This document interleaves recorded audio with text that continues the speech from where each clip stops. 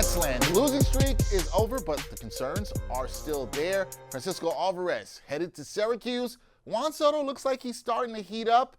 And the Mets, we just don't know who they are. We got a lot to figure out this week. So we're going to get that done here on Straight Outta Flushing. Time for this week's 7-line report, and Mets fans, strap in because the rotation roulette is spinning fast right now in Flushing. But first, a big roster move behind the plate. The Mets, they have optioned Francisco Alvarez to AAA Syracuse after battling through inconsistencies since returning from thumb surgery. The team felt the 22-year-old backstop needed a reset. He'll head to Syracuse to work on his approach and defense, while Hayden Senger gets the call up to back up Omar Narvaez. Alvarez is still very much a part of this team's future, but right now it's about getting him right for the stretch run.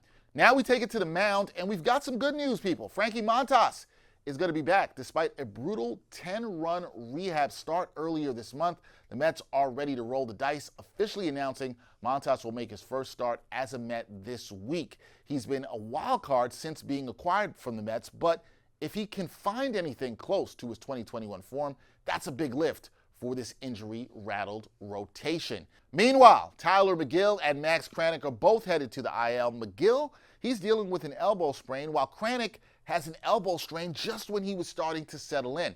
That's two pitcher spots suddenly up for grabs. And then in stepped Blade Tillwell, the rookie. He made his second career start this week and looked way sharper, showing off that wipeout slider and holding it down despite very little notice for that start. His time with the big club was short-lived, though. The Mets, they recalled relievers Chris Davinsky and Tyler Zuber on Saturday, while Tidwell and Justin Garza were optioned.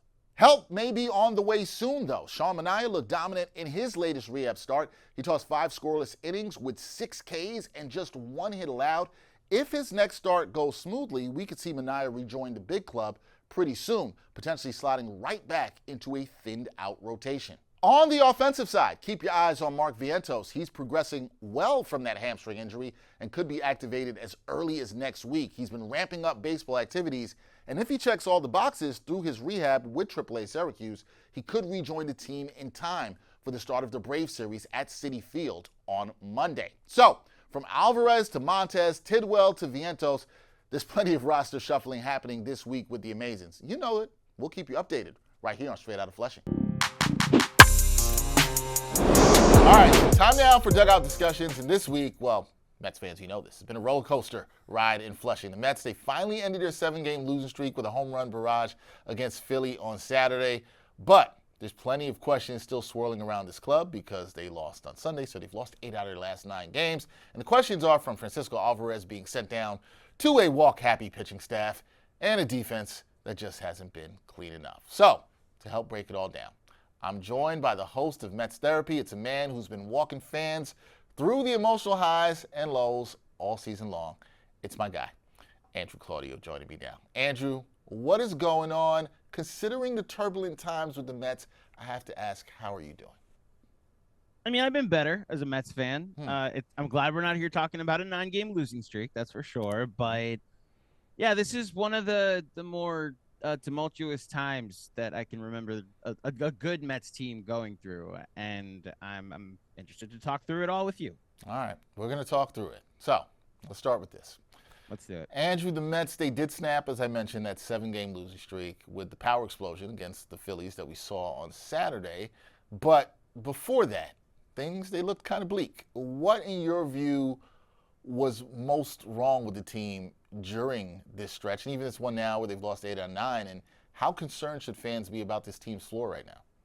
So it's fascinating what's wrong with the team, because a 9-game stretch when you were the best team in baseball, like they had the best record in baseball, it's tough to decipher what is a short sample size, what is just the highs and lows of baseball all catching up with you, because what's wrong is literally everything.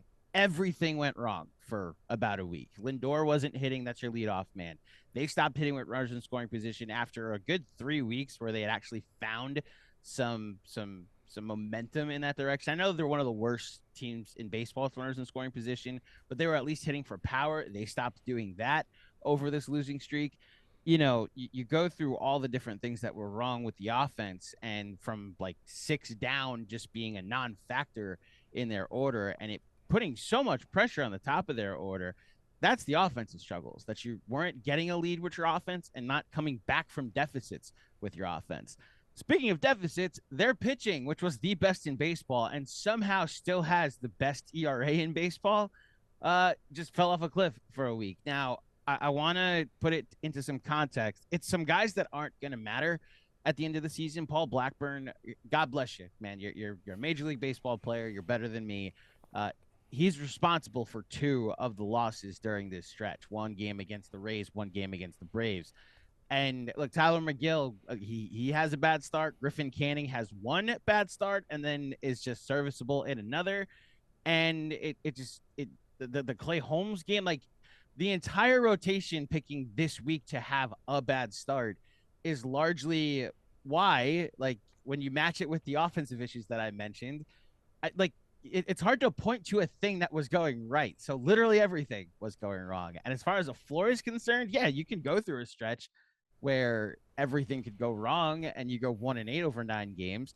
I think it is important to remember they started from the place of the best record in baseball. So if their floor is 1-8 and you even things out when you get back home, then that's more a conversation for going forward. But it just wasn't a fun week of baseball, that's for sure. No, it wasn't fun at all for the Mets fan. I think you're right. Everything went wrong, right? The hitting, like you said, the lack of power. We'll get to the pitching because it's so funny this happened last week. I do an episode on this. We're lauding the Mets pitching, even after the sweep, how great it was, best ERA in baseball, still is, as you mentioned. But then the pitching didn't show up. I do think you make a good point in that, and I know it sounded harsh, that these pitchers will not matter in terms of the end of the season or playoff rotation, but it is a fair point that it's not the guys you're probably going to be counting on. And we'll get back to that with the pitching a little bit later. But I got to ask you about this because one of the biggest shocks of this week was Francisco Alvarez being sent down to AAA. I think to some degree, there were a segment of Mets fans and even media like myself that was like, hey, this is time to do this. Maybe the timing was a little shocking after he goes 2 for 5 on Saturday, but were you surprised by that move? And what does it say about where he's at in his development right now? The only surprise about the demotion was, to your point, after the 2 for 5. I don't know a Mets fan that wasn't calling for this all week, especially after that game against Atlanta, where it might have been his worst game as a pro in the sense of how detrimental he was to his team in a bad loss after you had a 4-1 lead. Calling the wrong pitch is a weird way to say it. Calling a different pitch than Reed Garrett wanted to throw, and the pitch that he calls ends up being the game-tying double. I mean, obviously not hitting for the majority of this week either. And then the throw down to second base when you have the runner tied up could have gotten yourself out of an inning in extra innings in Atlanta. And who knows how the rest of the series goes with the Mets take game 1. And it seemed like what has been a full season regression after last year, which was for a most of the season regression. He was taking so many steps back that all of us were thinking he needs to go down to AAA and clear his head. Do what they've done for Brett Beatty. Do what they've done for Mark Vientos. Challenge him. Tell him your major league roster spot is not guaranteed. Him getting sent down after the 2 for 5 was a shock. I do, just knowing, I mean, you probably could speak to this too. Understanding the baseball operations side of things, they probably made that decision midway through the game after he was 0 for 3. Mm-hmm. And then an infield single and a home run in the 9th inning to make it 11-4 wasn't going to change their mind, because you have to call Sanger and get him on a plane from Syracuse to Philly, so you have a second catcher. So my assumption is they already had this move in mind and just decided no matter what happens the rest of this game, he'll get sent down. So the timing may be a little awkward, but hey, they sent down Brett Beatty after he teed off against Zach Wheeler, and they sent Mark Vientos down after a walk-off home run last year, and he came back with a vengeance. So maybe it'll have the same magic with Alvarez. I'm going to get to that in a second about how he could come back. But one of the things that I wanted to follow up with you on with that is that when watching him, you haven't seen the power. The power's gone away. This is a guy who had 25 home runs his rookie year. Andrew, and that's been gone. He hasn't hit it all. Do you think you also mentioned the defensive errors, which has been shocking for him? A guy who calls a good game is beloved by the pitching staff. Do you think the lack of offense is affecting his defense here? Is that what we're seeing here with Alvarez? So I've never talked about this, but when I played baseball, I was a catcher, and Huh. the the mental aspect that you have to have as a catcher, you almost forget that you're a hitter sometimes because you have so many responsibilities when you're in the field between calling every pitch and watching out for base runners and every piece that's moving. You're literally the captain of the field. You and your shortstop end up kind of in tandem there. So while he's going through his offensive struggles, when he got brought up to the majors as a defensive liability, so you work hard on that part of your game, thinking it's natural for me. I'm already this highly touted prospect offensively. That'll take care of itself. The way the offensive struggles have really lingered this year in that he became a slap hitter. Like it wasn't necessarily even just that his power was gone. Like it wasn't just he wasn't hitting home runs. He wasn't hitting extra base hits either. That home run he hit against Walker in the ninth inning, I know you know this, was the first time he's pulled a home run this season. So like I would imagine that it was an all-encompassing regression with how bad his offensive game had gone. Now it's seeping into all the work you've done to become a defensive positive for this team. It's why, look, just to go back, you send him down, he clears his head. Like you go to Syracuse, the stakes are lower. You're there to work on your game. You've already showed you could be in the major leagues. Use it as an opportunity. Don't use it as a failure or a step back in your career. Let it be the thing that go down to AAA once so you never go down to AAA again. That's how I would look at it if I were him. I feel like that should be the mentality, right? And that kind of leads into my next question because when we've seen Alvarez, we look at him as a pretty confident guy. But do you worry at all about how this AAA demotion might impact him mentally or long term? Or I think you believe that this could actually be a necessary reset for him. But do you have any concern that he goes down and loses his confidence somehow because he looks at this and says, "Oh, I'm not up with the big club. I'm not in the majors anymore. This is a demotion." I will interject my thought here and say that it's a crossroads for all players. You mentioned Brett Beatty, you mentioned Mark Vientos, Andrew perfectly well, but do you have any concern about his mentality here? You have to be somewhat concerned about it. I think the Mets are at a place where that has to be what you find out now. If you find out now that he's someone that can, I don't want to question his mental toughness without ever knowing the kid. Like he is, and this is the thing I keep going back to. He is a very young baseball player. Like this kid, I'm trying to pull it up now. He is all of 23 years old and is hitting a crossroads in his career after like he just had his partner just had a child.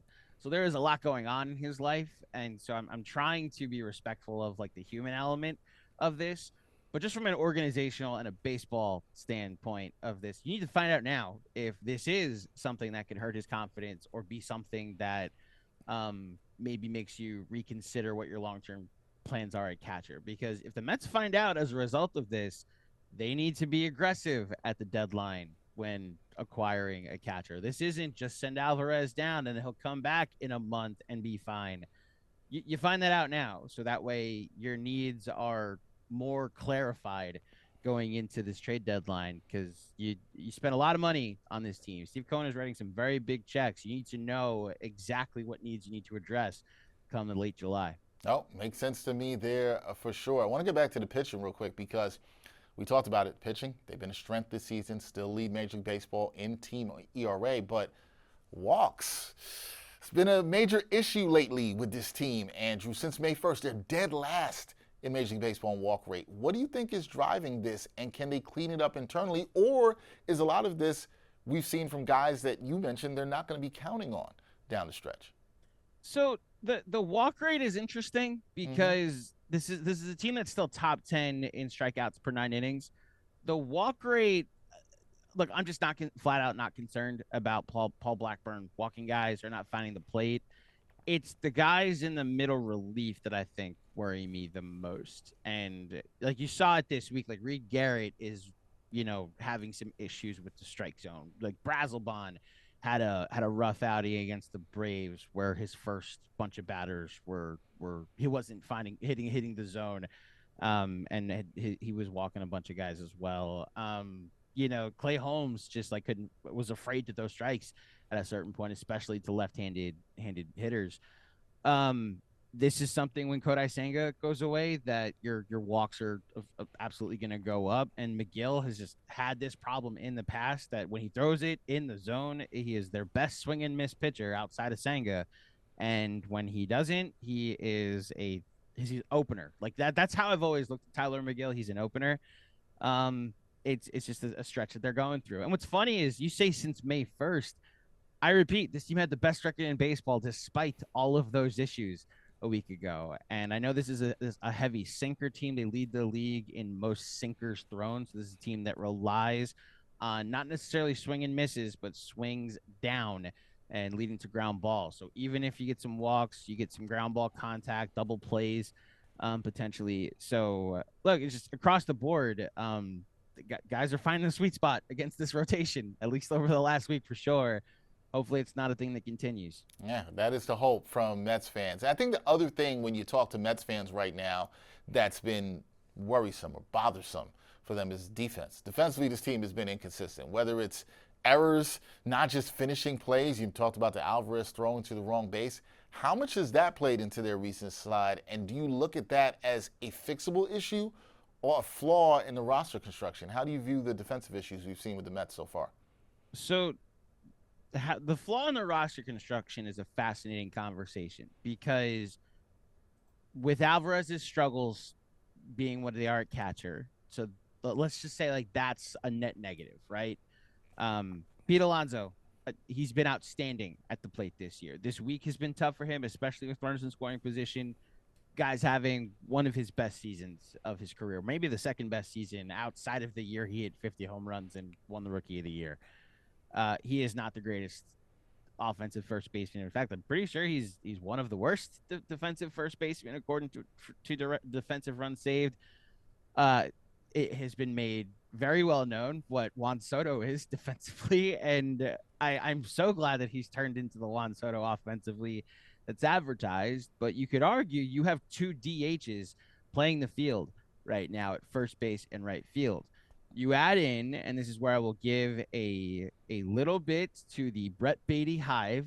Brett Baty didn't play a game in Atlanta, and you were playing Ronnie Mauricio at third base. Now that's 3 games, or I guess technically 4 games because of the first game against the Phillies. Mauricio just doesn't look ready to be a major league player, major league third baseman, what have you. So there's multiple positions where you're playing guys that are net negatives defensively. You add in Jeff McNeil, who's been a defensive replacement. His range has just gone off a cliff if you go to all the numbers on Baseball Savant, which is why they keep going to Acuna in the late innings. And then there's sometimes, even with that range, that he plays center field, Dexter. So it's a way the team is constructed for sure. The fixable portion of this, I think, will have to unfortunately come at the deadline because look, that you could play Brett Baty at third base and Tyrone Taylor in center field, and I mean McNeil at second is fine, but if you're going best defensive second baseman, I guess it's probably Acuna right now. Those are 3 negative offensive players at the bottom of your order, and your catcher hasn't been the greatest. Your catcher position hasn't been the greatest offensively, so that's 4 spots in your order that might just be an easy 1, 2, 3 inning. So that long answer is my way of saying it's literally the number one thing that David Stearns has to address at this deadline is how many answers are you actually going to find where you're going to have a good defensive team and a good offensive team in your lineup and on the field at the same time. And it's why both he and Carlos Mendoza have their work cut out for him to mix and match with how they play guys the rest of the season. So, Andrew, it's interesting you said that, right, about that being the number one need for the team at the deadline for Stearns and company to get done, because there's been a lot of talk about the Mets needing to add a starting pitcher before the deadline, given what we talked about, the walk issues, the rotation injuries, and the overall depth. Now I'm intrigued about this question because you said that you think them shoring up the defense of having that balance is number one, but do you think pitching should be a priority? And even if it's not a priority of what they should do at the deadline, who do you think fits the bill as a starting pitcher they can actually go out and get that can help this rotation? Yeah, I've been thinking about the who a little bit, and I don't have an answer for you yet because there's a lot of teams in the American League hovering around 500 that will convince themselves that they're in a race, and this may just be like last year where everybody picks apart the Marlins roster and says, "All right, I'll take you, and I'll take you," and like you just got like three teams that it's like, all right, let me pick one of the best Rockies that isn't Hunter Goodman. Now, listen, real quick, Hunter Goodman, if he's available, that's the guy the Mets should go get to be a catcher. God bless you, Alvarez. If we can get Hunter Goodman, we should get him. But to your point about the pitching, and this is not something I usually co-sign with front offices that like in 2022 when DeGrom came back and it was literally the day of the trade deadline and the company line was, hey, we did add somebody at the deadline. His name's Jacob DeGrom. And it's like, yes, you probably could have added another reliever and another DA. Like I know they went and got Vogel back and they got Darren Ruff, and that was supposed to be the platoon. Well, we know how that worked out. You needed a catcher. You needed so many other things, but you were gun shy because you traded PCA for Javi Baez, even though I think you won the trade that year. And then years later, PCA turned into an MVP. Anyway, I say all of that because Kodai Senga is supposed to come back in a month. Sean Manaea is going to come back in the next couple weeks. Yeah. And that's two guys to the front of your rotation that should give you a good enough boost that just flat out replacing Tyler McGill and Paul Blackburn with those two arms should be enough that you're fine at the front of your rotation, which will mean a number 3 or a number 4, depending on how you feel about David Peterson. Because right now, David Peterson's my game 3 starter. And your need for a front of the line starter, which is where I think a lot of Mets fans go to, is less important. So you're really looking for another innings eater, honestly, like a Tyler McGill, like what Paul Blackburn was supposed to be toward the back of the bullpen, or excuse me, back of the rotation. But could you use another bullpen arm? Absolutely, especially going to the playoffs. Like I need guys that can give you 1 to 2 innings. My hope when they signed Clay Holmes was that he'd be a solid enough regular season starting pitcher that when he slides into the bullpen as your 7th inning man, then that's a win there. But as far as I'm concerned, like I think you can just get healthier this season and that be the addition and potentially not use as many premium assets on a starting pitcher. Man, I'm telling you, I'm very worried offensively about the bottom of this order more than anything else. I love Tyrone Taylor. I think he's fine if he's your 9-hitter. I love Luis Torrens as a defensive catcher. I think he's fine if he's your 9-hitter. Brett Beatty defensively has been a revelation this season, great. especially with what he was as a rookie. He's fine offensively if he's your 8 or 9-hitter. I just named 3 guys that can't all bat 9th. Like Right. that's just the reality of it. You're gonna need to upgrade your guys that can play both sides of the ball. And I know it's basketball terms, but like both sides of the ball here. And if not, then you're going to go into the playoffs with one of the more expensive rosters and 3 holes in your lineup. And I don't think that's a sustainable winning formula. It's not sustainable. And now to move it over to the offense, because the way I look at this, Andrew, if this team is going to make a push, right, and get to where they want to and tweak the roster and all that stuff, is it time to accept that the lineup needs to start carrying this team a little bit more than expected? Because when you and I and other people have talked before the start of this season, there was a thought that, okay, this Mets offense is going to carry this team. That has not been the case. The pitching has carried this team, and now the pitching has slipped in the last week, and you can make whatever you want to make of that. But is it time for the offense to show up, particularly like you said, at the bottom of the lineup, which has not shown up all season long? And then I would ask, who needs to step up consistently beyond Alonso, who you mentioned, who's had his fantastic year? Lindor, outside of this week, has slumped a little bit. And Soto seems like he's coming around now. But who else needs to step up? Is it those bottom of the lineup guys? Is it somebody who's not here yet on this roster? Some of this has to start going on the offense, right? They got to start doing their job. Look, again, just naturally, as you get healthier, your lineup should get better. With Winker coming back and you don't have to watch Jared Young anymore. I actually think Marte's been fine as a right-handed DH, but to the Brett Beatty of it all, if Vientos comes back and is anything close to what he was last year and is an upgrade offensively over Brett Beatty, then maybe that's how you make it work. Is he's your third baseman for most of the game, and then you go to Brett Beatty late in the game defensively, or Brett Beatty's playing second base at times, and McNeil. You see you hear the mixing and matching, which is why I don't envy the job of Carlos Mendoza. Um, Look, it's why this is where I think I have to go full Mets therapy here and the what's wrong of it all. Like Lindor had a really bad week. He was 5 for 44 before he had that home run on Saturday against the Phillies. And then he obviously had a good night tonight, had a couple hits, one of them being another home run.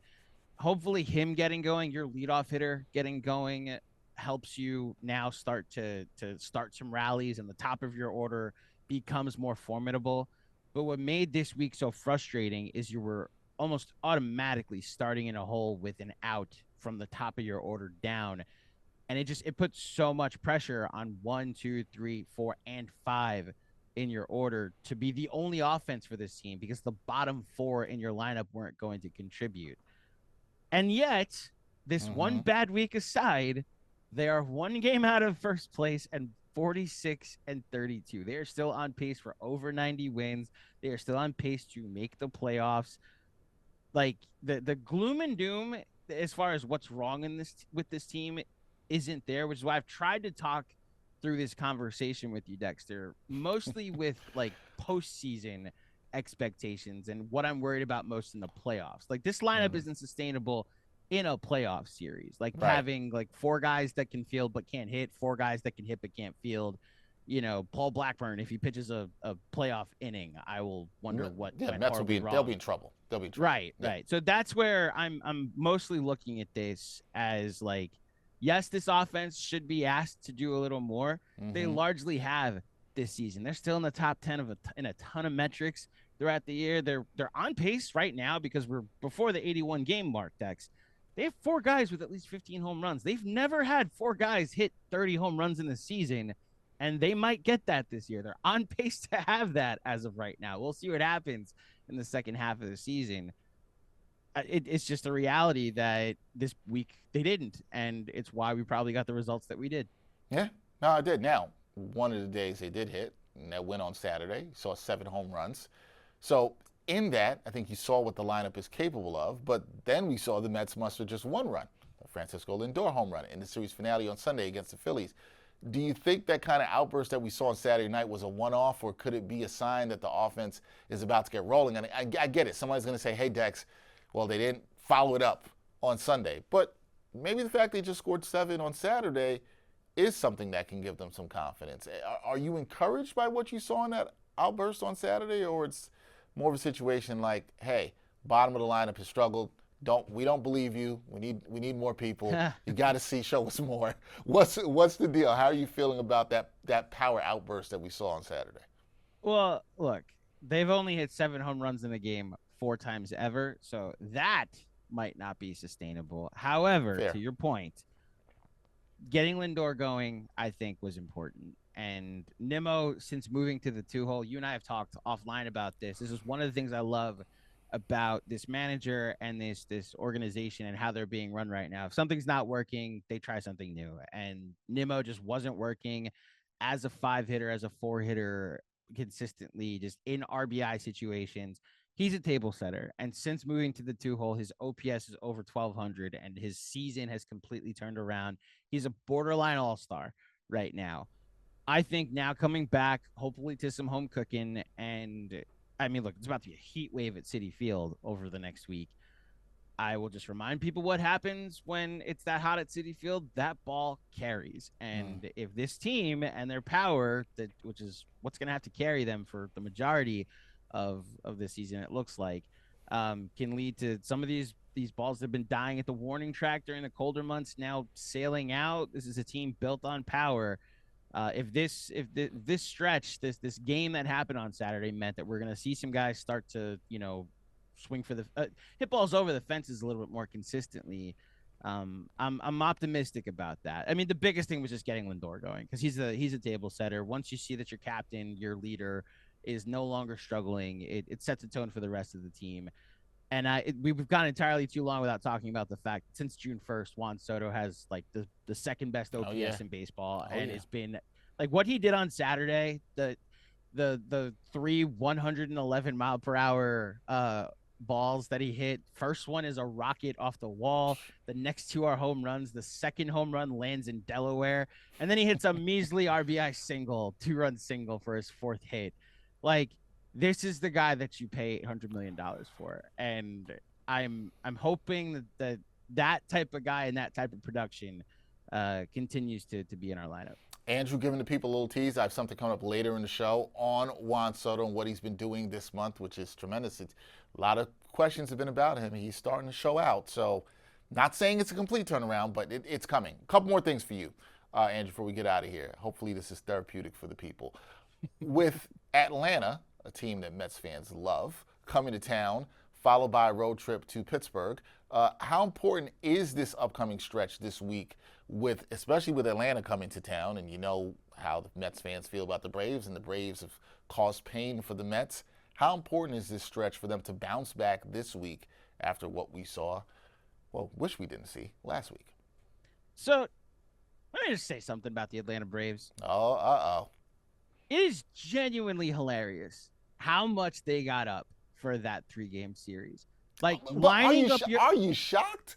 Nobody's shocked to an extent, yes. This is a team that won a World Series, Dexter. Have some shame, Atlanta. Have some self-respect. You lined up your rotation for a June baseball series, a midweek June baseball series. You won 3 straight. You played that series like it was your World Series. I heard this from every good baseball team when the Mets were awful for years and the Mets would have 3 good games. When the Mets swept the Yankees in 2014 or 2013, all 4 games. And the only thing I heard for the next week and a half from every Yankee fan was enjoy your World Series.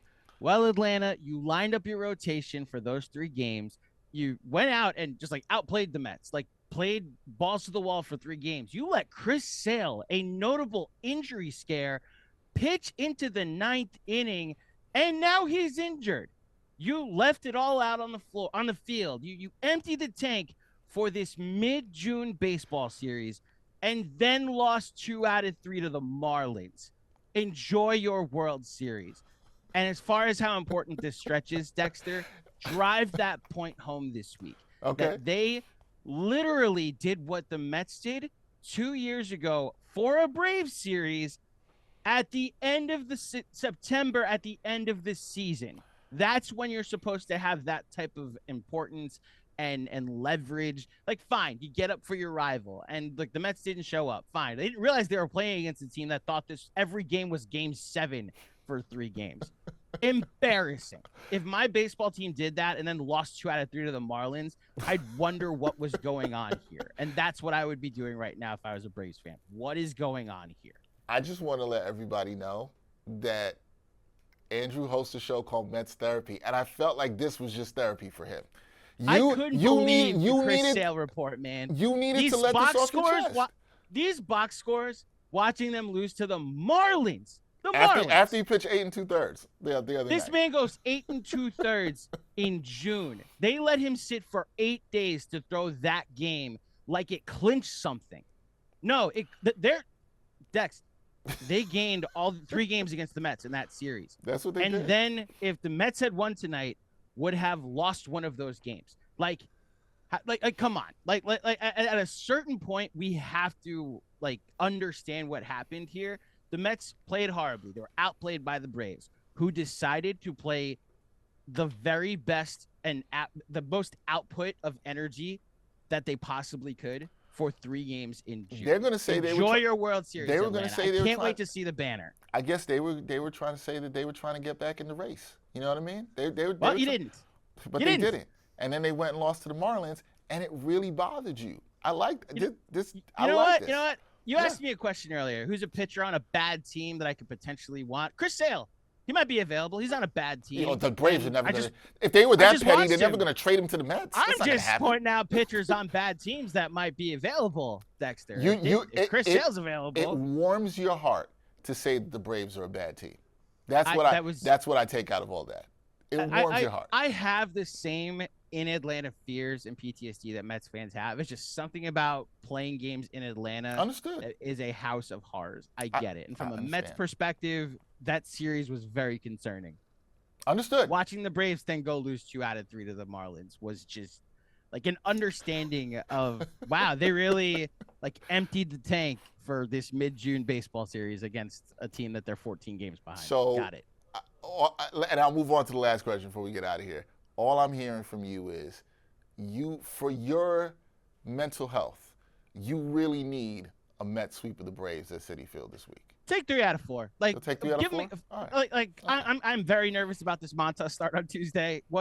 Understandably so. What we saw in the minor leagues when he was trying to warm up for this season Didn't look good. concerned me. I think it should concern every Mets fan.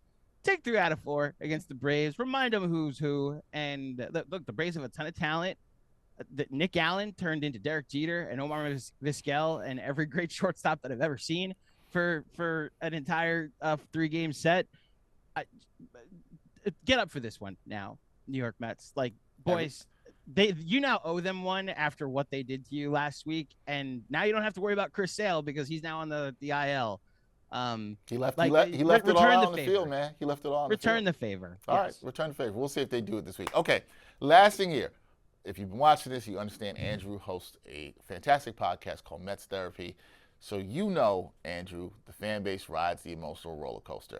After we saw what happened last week, people are still down bad on this Mets team.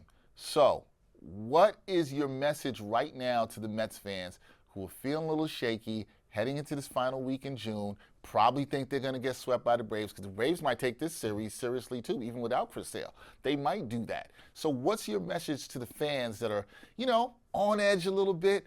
They might need to sit on the couch with you and hear some of your words of wisdom. What's your non-Brave hating words that you might have of encouragement here? What you got for the people, Andrew? So I'll start here. And the interesting thing about this Braves, because I just realized Paul Blackbird's pitching on Monday, so that absolutely could be a split again, Dexter, but hopefully the Mets offense shows up in this series. I think if you're a Mets fan and you're reacting to the last week with oh man, we fell out of first place. The team that won the NL East last year was eliminated by the Mets in the playoffs as a wild card team. The team that 2022 should have taught a lot of us about this new landscape of wild cards, that the regular season has started to mean less and less. It can just be a very fun regular season. Like last year is one of the most fun regular seasons ever if you're a Mets fan. But as far as the gloom and doom and the long-term ramifications of the season that this stretch of baseball could potentially affect, when you're starting at a place of best record in baseball, you do build yourself a cushion that you could go through a stretch where you have a rough 4-14 stretch. And you're like, man, that wasn't great, and you're still comfortable in a playoff spot, well positioned to make some moves to just naturally play better, and your season's fine. I would tell Mets fans that the 2022 season, again, we fought it out with the Braves for that playoff spot, for that division title, and the Braves won it, and that last weekend of the season was crushing, and neither of us made it to the NLCS because the Phillies, who limped into the playoffs, got hot at the right time and then made it to the World Series. The Texas Rangers in 2023 lost 10 games in a row at one point and then lost out the division by losing their last 3 games of the season and had to play their wild card round. They lost out the division to the Houston Astros and then won the World Series anyway. The long-term outlook of this team is still rooted in October. Teams go through stretches like this. So you either ride the wave with this team and look at the positives and wait for the positives to come so you know that you were there through the bad times, or as I say to people on Mets Therapy, if you need a break, we live on an island here in New York. Go to one of our wonderful beaches here in the Big Apple. I personally will be spending time in the pool a lot this week because it's supposed to be a low of 113, I believe, throughout the entire week here in the Big Apple. There are some things that are concerning with the pitching staff, but I think they're going to naturally get better based off of who's going to come back.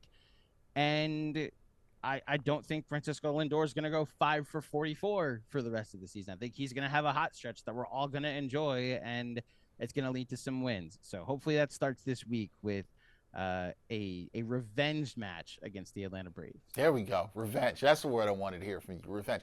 I think there was a lot of good perspective there. I think people can feel good. Baseball's a long season. You can't get down about 1 week, and I think you well articulated why you cannot, and some of just recent history of teams that had rough ends to their season and still went to the World Series, won the World Series. It's a long season. Yeah. But through a long season, there's ups and downs. Like Andrew said, you might want to go outside. You might want to touch some grass. You know what I'm saying? You might want to hit a pool, hit the beach. You might want to do some of those things. I'm not saying don't go to Citi Field. I'm not saying that. In fact, I'm telling you to go to Citi Field. You might want to listen to Straight Outta Flushing or Mets Therapy. Do that while you're outside touching some grass. But either way, get yourself some time so you can have some therapy and you can get things off your chest like Andrew did about the Braves. Because when you get that stuff off your chest, you're going to feel better. That's all we want. We just want the Mets fans to feel better. That, folks, is the great Andrew Claudio, host of Mets Therapy, hoping that everybody feels better. Andrew, I appreciate you because this was perfect timing. We needed your voice after a rough week in Flushing. The people needed to hear from you with some positivity. So I appreciate you, my friend, and you will be back on the show soon. Thank you so much. Absolutely. Thanks for having me. Anytime. All right, Mets fans, time for this week's Mets Mention, where we scroll through the good, the great, and the glorious unhinged side of Mets Social. First up, Curtis Granderson, a Mets fan favorite. You know him well, one of the game's great ambassadors. He suited up once again, this time for the 2025 East-West Classic at Rickwood Field, the oldest pro ballpark in the country. It was Juneteenth.